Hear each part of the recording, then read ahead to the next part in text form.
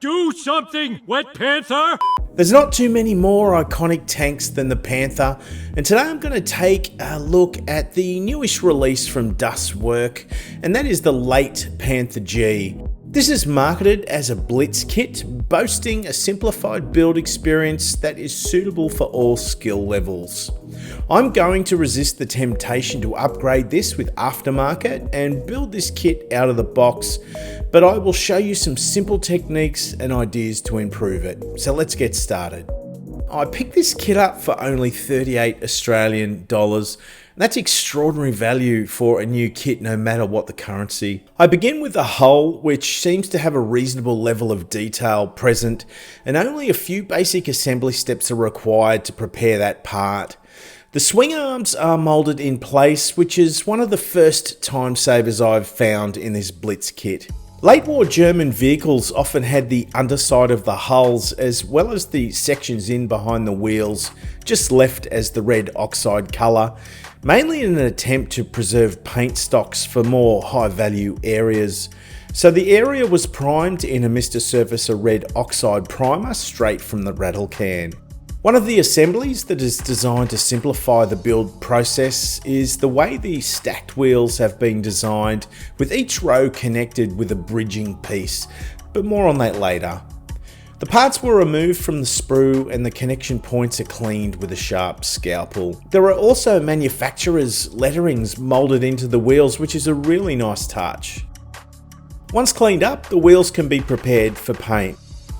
I'm planning on painting this Panther in a late war geometric stripe scheme, of which I have a few doubts around the way it's presented in the instructions, but a little more on that later.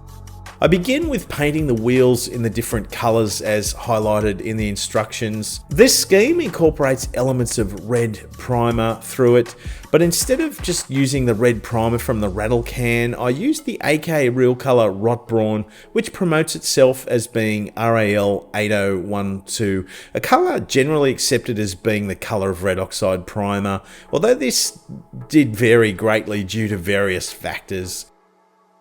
So why not just use the red oxide colour out of the rattle can, I hear you ask? Well, I want to make sure that I have easy access to the Rot Brawn colour when it comes time to paint the model. And decanting paint from a rattle can is quite frankly a pain in the neck, so I chose to go this way. Variation in these colours is okay as well because it'll help to contribute to a more interesting finish.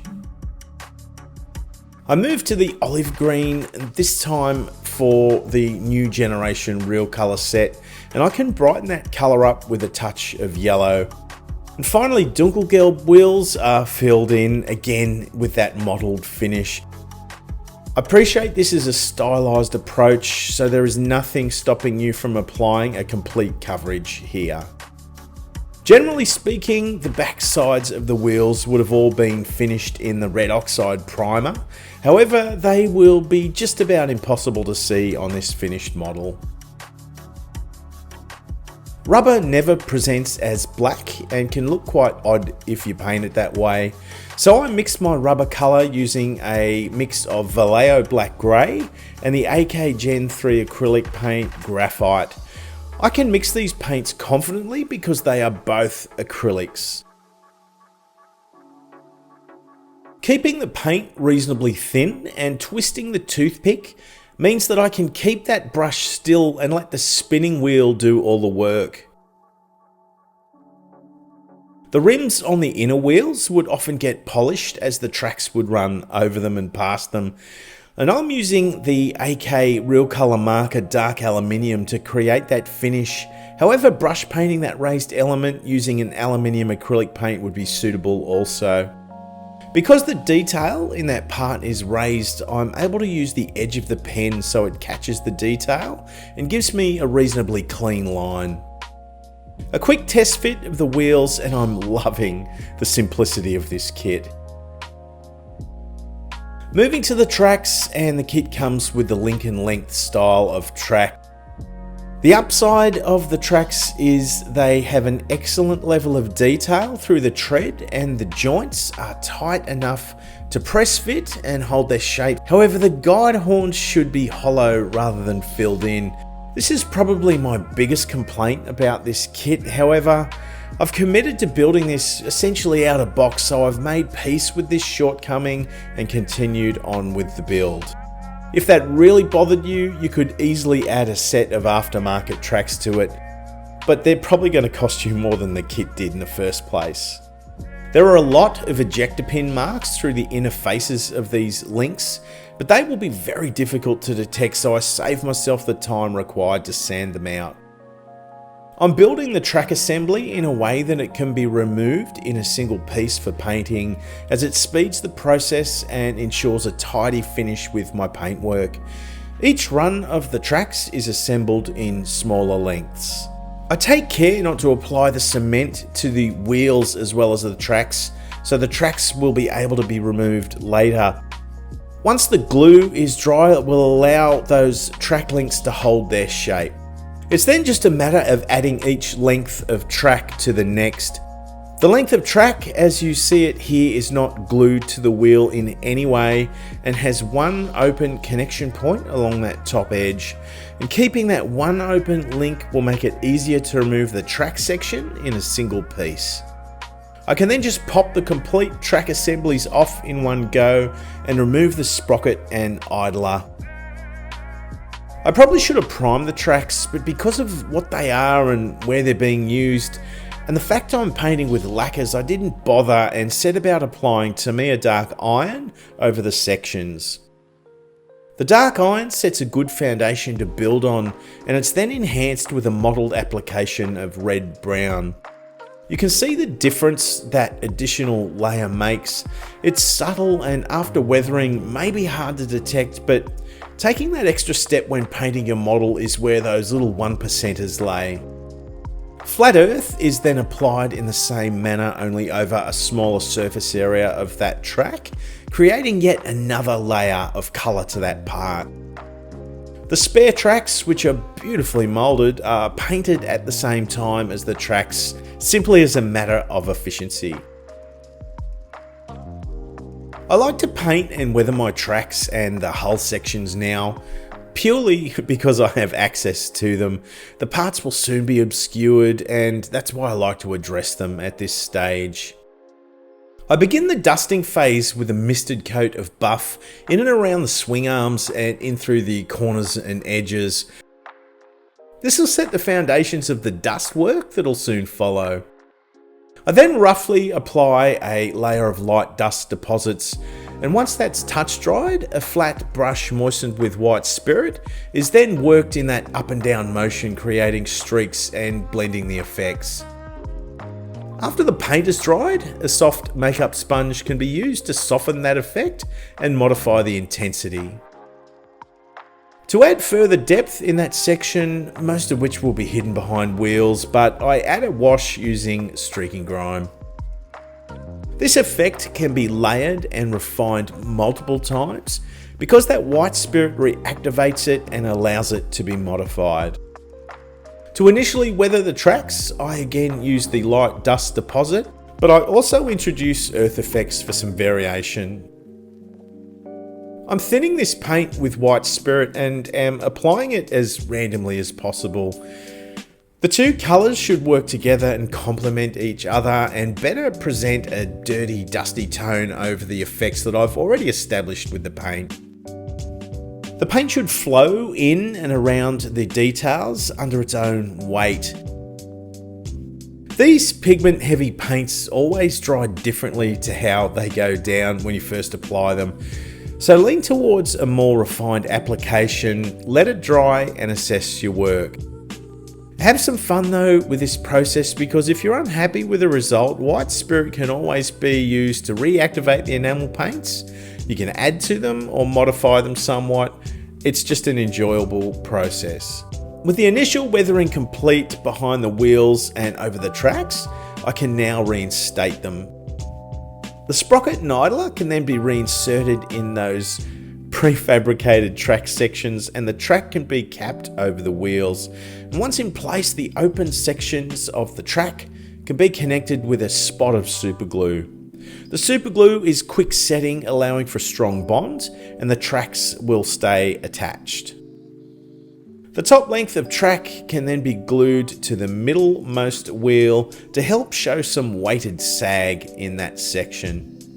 The face wheels are then glued in place, and that section of the model is just about complete. Super satisfying, if I do say so myself. Moving to the hull elements now, and some removal of detail in the rear wall is required. Ideally, a small hobby chisel is what you'll be needing for this, and failing that, you could trim it with a blade and sand it back. The superfluous detail makes me think we may see other versions of the Panther in the future, so fingers crossed that will be the case. I'm planning on adding some texturing to this plate, so I'm only fitting the essentials in this area. There is an option for the style of exhaust, so again, check reference before selecting the one you want to use. Early exhausts on the Panthers used to glow red at night and present an easy target for the enemy to aim at, so upgrades were designed to mitigate that issue among other things. The seam lines on the exhaust brackets are difficult to clean due to the bolts molded into the parts, so it was just easier to remove them completely and replace the bolt head with a small piece of styrene sheet and a punch and die set. The model comes with a simplified pre-molded engine section.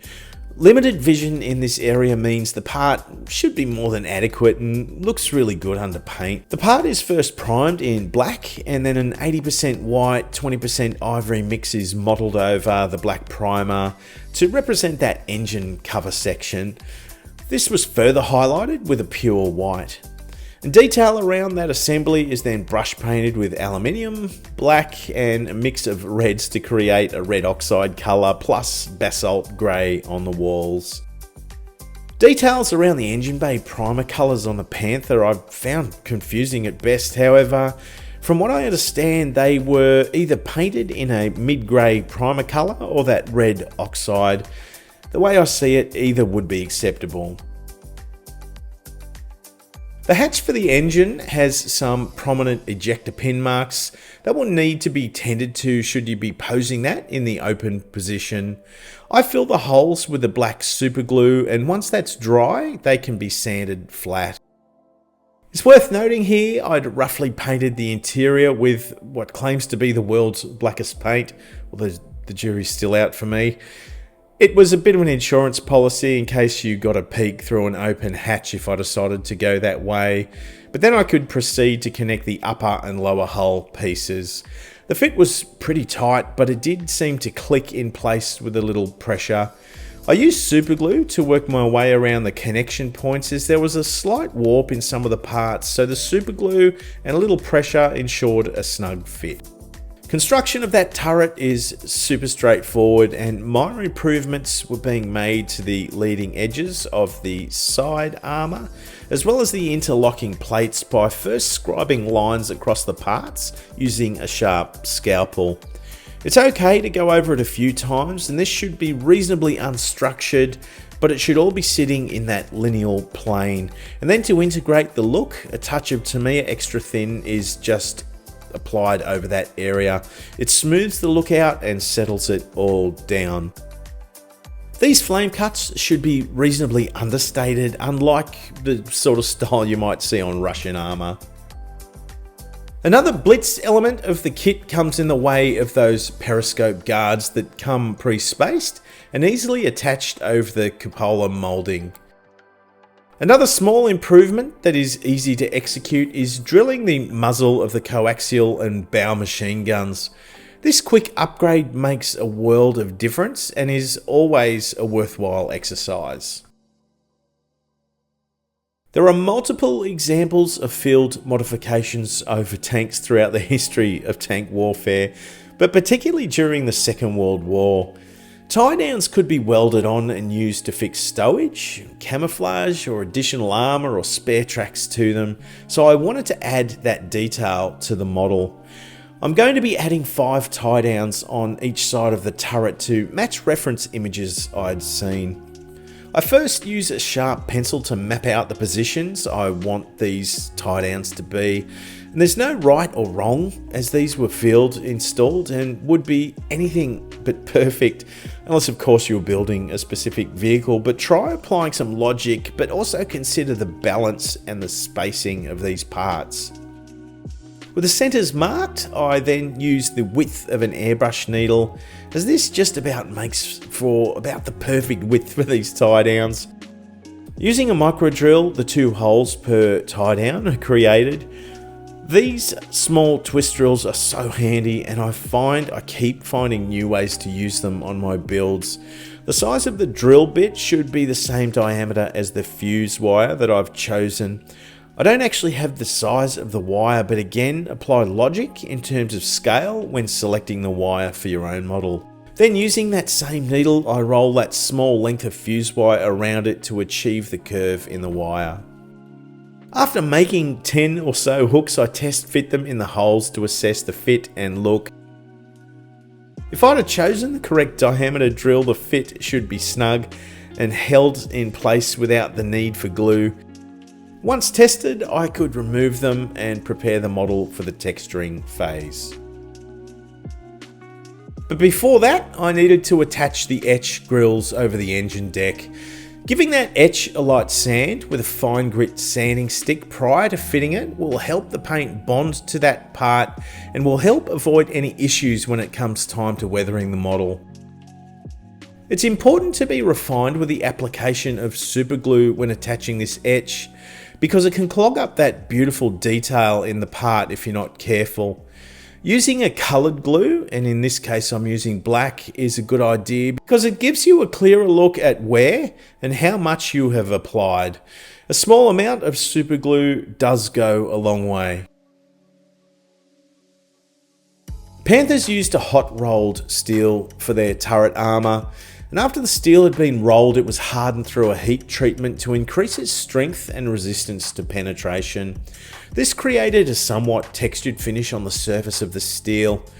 The surface of the Panther's turret armour would have carried this texture, as well as sometimes a slight waviness from the manufacturing process. Later Panthers, especially under wartime production pressures, had even rougher finishes, as Germany cut corners on surface finishing. Don't confuse this style of armour with a casting method though. Casting would have been far more irregular with its finishes. However, creating a moderate texturing over the Panther armour is a fun and easy thing to do. Using an old brush and Mr. Surfacer 500 from a jar, I start stippling the Mr. Surfacer directly over the part. I keep the brush moving and work in reasonably small, defined areas. As the paint dries, it becomes stickier, and that stippling action of the brush will lift the paint and create more definition in that texture. Variation is welcomed here and can be modified if need be, simply by reactivating that primer with a lacquer thinner. It's important to be precise with your application here though, so as not to fill any holes or damage any details in the moulded parts. Different brushes will give you different results and the ability to control your application better, so experiment with a few different styles to see what works best for you.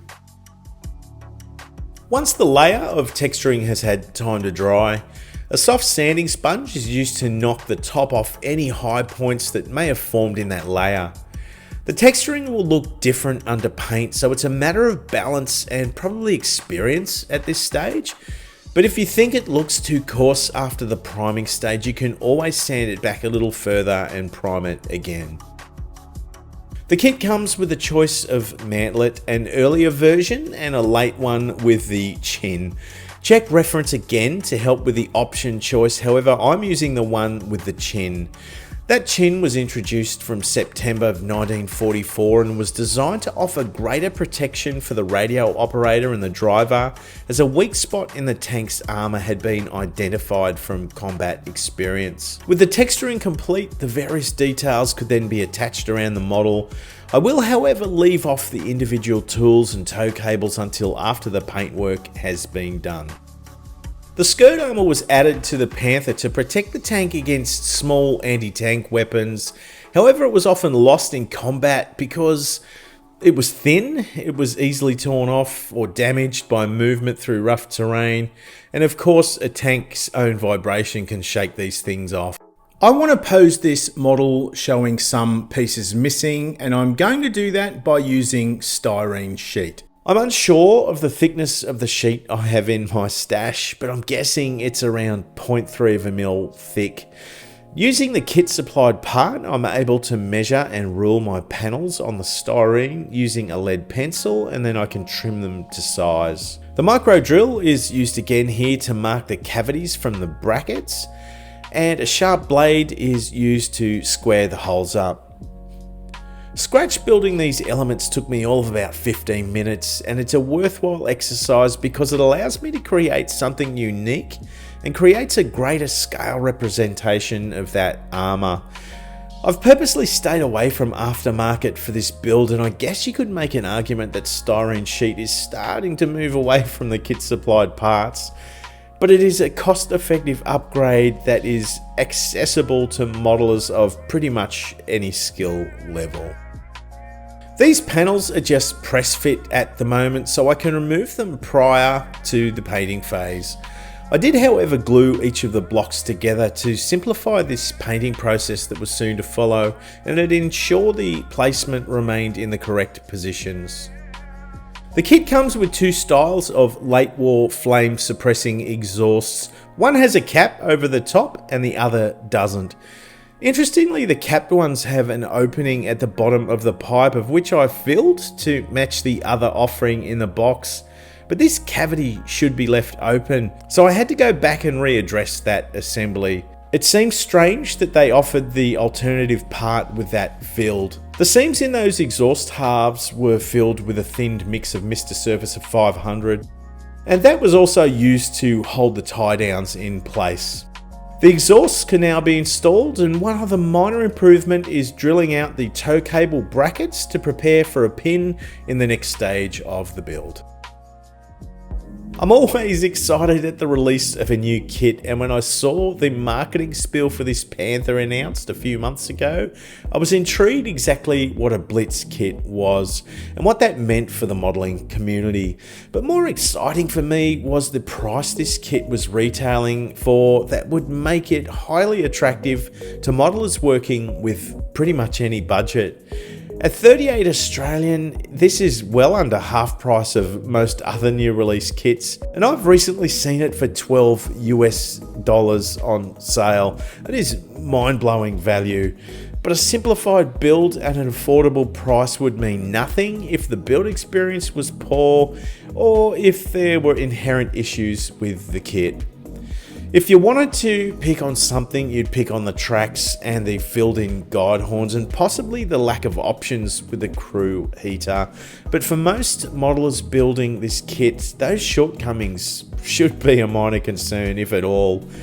This kit was an absolute joy to build and has really ignited my love for the Panther. Of course, you can add bling to these kits in the way of aftermarket tracks, 3D printed parts and other bits and pieces. But I think the point of a kit like this is to reject that impulse to spend 4 times the amount on aftermarket as you did on the kit. This kit provides a beautiful foundation to work from, and if you were so inclined, you are able to upgrade the look of those parts using simple techniques with products that most people already have on their modelling bench. In the next episode, I'm going to teach you some repeatable techniques that you can use on your own models to bring a Panther like this to life. You won't believe how easy it is. And as always, thank you to my incredible Patreons. I have a couple of support tiers on that page, and everyone there is valued. We're about to start a group build for the Killer Kangaroos where I will provide insights and a roadmap to help them finish their own models. So if that is something that you'd be interested in getting involved in, be sure to check out the link below. What an absolutely epic time to be in this hobby. Kits like these are absolute gems and make this hobby affordable for everyone. And I'm waiting with bated breath for their YAG Panther, which is due out any day now. So you know the drill, fellas. Remember, guys, this is the greatest hobby in the world. Share it with your family and share it with your friends, and let's be proud of what we do. Until next time, I'll see you soon. Like a panther who teaches.